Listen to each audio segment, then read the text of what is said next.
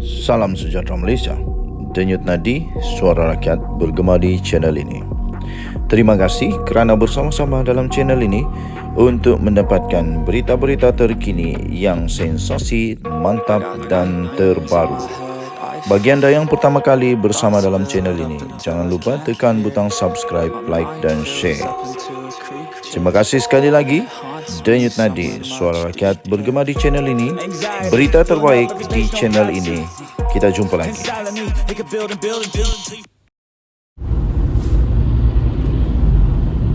Salam sejahtera Malaysia. Denyut nadi suara rakyat bergema di channel ini.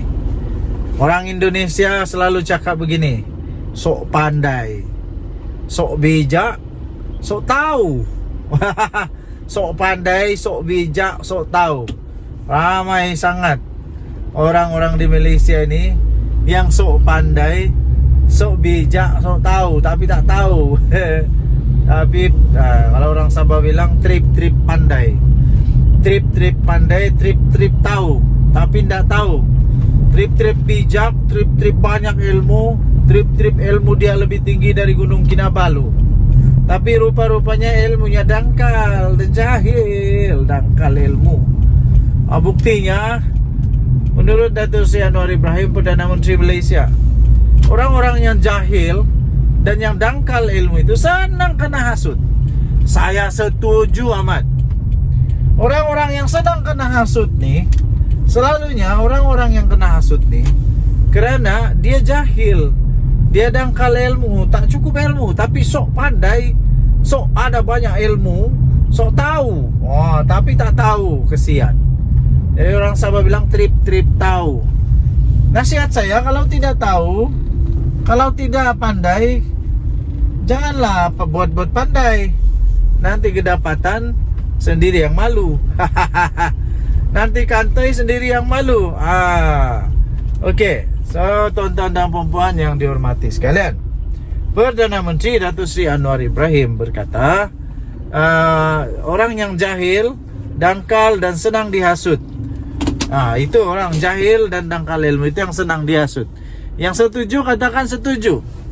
Kejahilan atau kedangkalan ilmu, terutama dalam kalangan generasi muda, memungkinkan mereka itu dihasut dengan mudah oleh pihak-pihak tertentu. Itu kata Perdana Menteri Datuk Seri Anwar Ibrahim. Beliau berkata, dengan ilmu yang terhad, individu akan menerima apa sajalah pandangan yang dibawa oleh pihak-pihak tertentu. Seterusnya terperangkap dalam pemikiran jumud itu. Kata Perdana Menteri Datuk Seri Anwar Ibrahim, bila ilmu kita sedikit, orang kata kalau tidak buat ini masuk neraka. Kita pun tanya, betul ke? Kerana ilmu kita terlalu dangkal, mahu menyoal tambah tak berani. Jadi akhirnya kita terperangkap dalam satu pemikiran kolot dan jumud, serta menghukum orang lain pula dengan sembrono.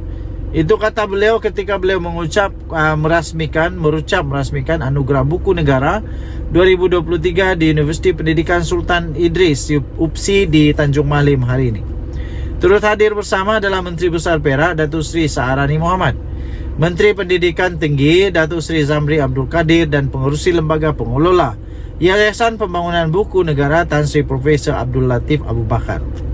Beliau berucap di hadapan kira-kira 5,000 mahasiswa UPSI yang menghadiri majlis tersebut. Anwar berkata, justru itu untuk menambah ilmu pengetahuan terutama dalam kalangan mahasiswa dan generasi muda, mereka harus menyemai tabiat membaca buku-buku bagi meningkatkan dan menguasai ilmu, termasuklah perkembangan ilmu baru.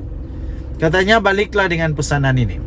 Budaya kita, budaya Melayu itu sendiri tamadun kita, hanya berkembang dengan kekuatan ilmu. Mahu maju, maju. Mahu maju, mahu jadikan negara ini negara madani, tingkatkan ilmu. Bersaing dengan negara lain. Dengan semangat membaca, untuk menambah ilmu, Malaysia akan berubah wajah sebagai negara hebat, katanya. Anwar turut berkata, generasi muda, budaya generasi masa kini yang mudah terpukau dengan kupasan idea secara ringkas dan tidak lengkap di media sosial adalah membimbangkan. Jadi tuan-tuan dan puan yang dihormati sekalian, kepada semua rakyat Malaysia, jangan mudah-mudah, jangan goreng-goreng lah. Jangan mudah-mudah, jangan hasut. Tapi belajarlah. Kalau tak tahu, diam-diam. jangan tuh ikut-ikut menghasut tuh. Lepas tu nanti turun fitnah baru tahu. Padan muka. Denyut nadi suara rakyat bergema di channel ini. Bye bye. Salam sejahtera Malaysia. Denyut nadi suara rakyat bergema di channel ini. Saya terpikat dengan satu artikel yang baru saya baca sebentar tadi, iaitu amanah yang selalu diejek lah, dimain-mainkan lah. Katanya serpihan daripada parti PAS lah, dak suruhan DAP lah. Tapi saya nak tanya saja, kalau amanah sekarang ni sebenarnya amanah, parti amanah sinonim dengan Rahma atau Rahma? Kalau anda tak tahu Rahma, anda bukan rakyat Malaysia. Kalau tahu tapi buat tak tahu, itu suka hati kau lah. Tapi untuk rakyat Malaysia pasti tahu apa itu Rahma. Pasti ada orang juga sebenarnya yang sokong pembangkang kah, sokong kerajaan kah, tetap dapat bantuan Rahma. Jadi semua orang sinonim dengan Rahma ni. Jadi parti amanah sinonim kepada Rahma. Apa beza dengan PAS?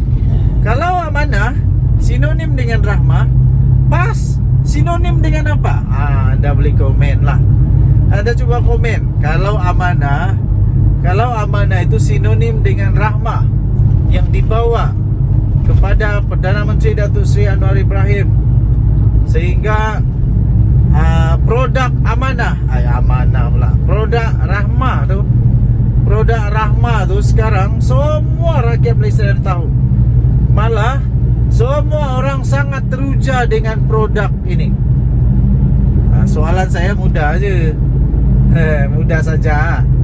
PAS kan sudah pernah masuk dalam kerajaan Perikatan Nasional, Perdana Menteri Mahyadin Mat Yassin pun diorang ada. Ketika Ismail Sabri Yaakob pun diorang ada. Tapi itulah saja mau tanya, apa yang sinonim dengan PAS? Apa yang sinonim dengan PAS? Produk apa yang PAS bawa?